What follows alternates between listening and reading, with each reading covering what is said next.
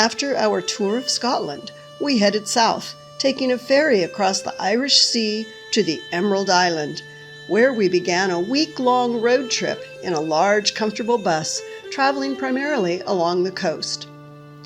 First stop, Belfast, one of Europe's true Renaissance cities. The most famous vessel christened here was the Titanic. The Titanic Museum truly was a Titanic experience, with its fascinating history.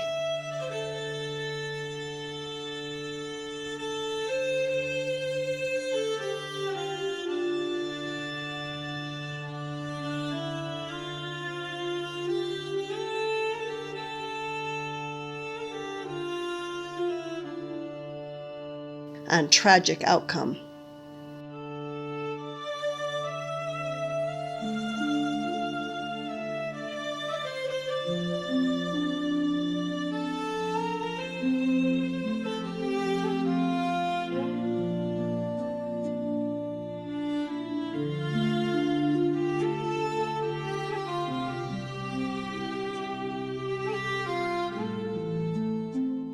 Man can tell you in a volume of books what he should be able to read you in a sentence. He probably is going to read you the volume of books.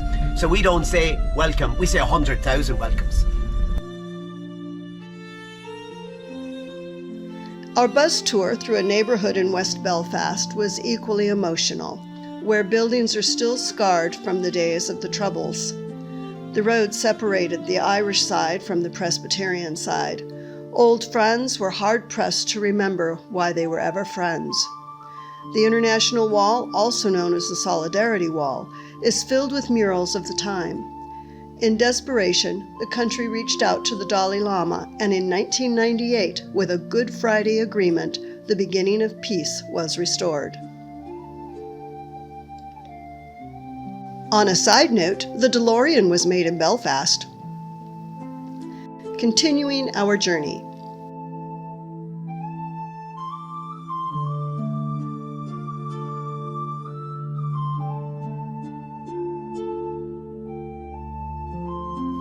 The island is full of local legend and romantic lore.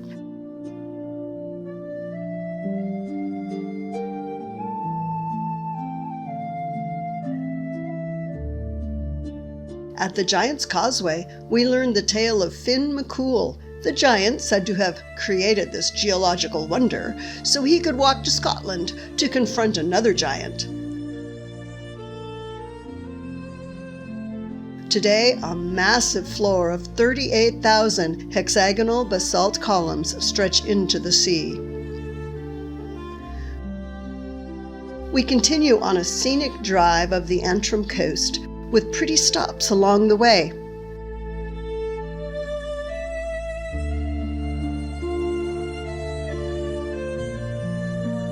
So you'll hear a lot of music as we're walking around, and there's loads of bars and hotels that you will enjoy a bit of music this evening.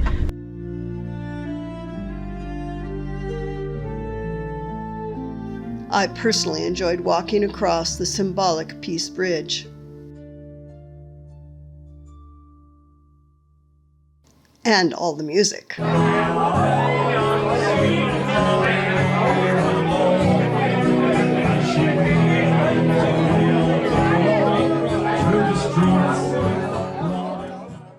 We just crossed over into the Republic of Ireland.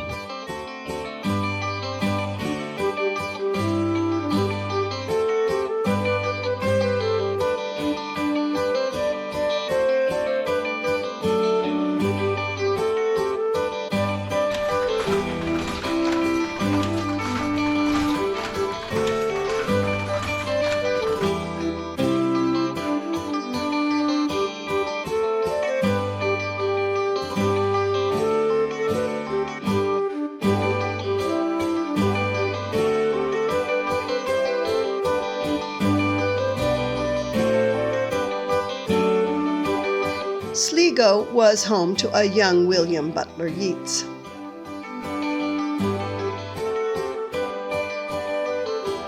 It is believed that the Virgin Mary, St. Joseph, and St. John the Evangelist appeared in Knock in 1879. The shrine in this tiny village hosts over 1 million pilgrims every year.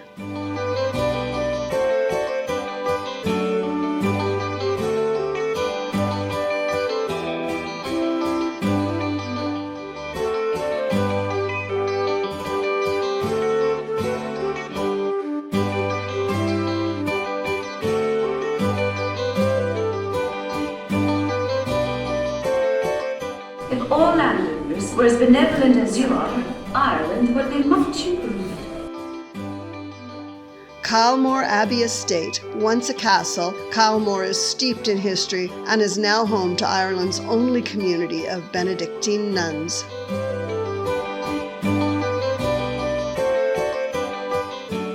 Driving on from Galway Bay through the desolate, rugged plateau known as the Burren, with its moon-like geological formations.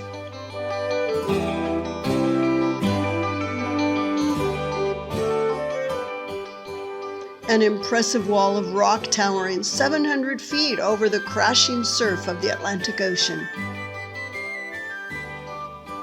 The most authentic medieval fortress in Ireland, restored to its former splendor. Well, the castle was built in 1425 by the McNamara family. It was a very good place to build a castle.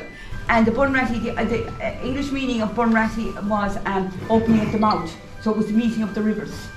And that's why it's called Bunratty. That's where the name comes from.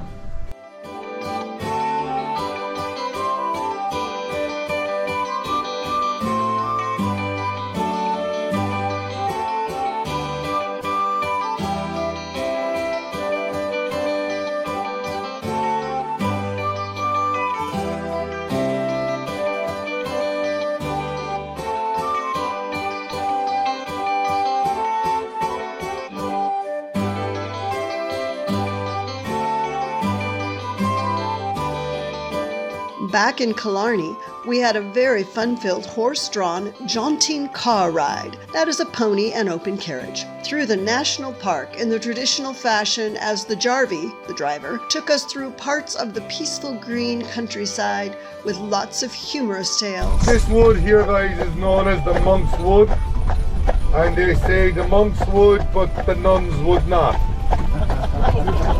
I guess that's none of our business.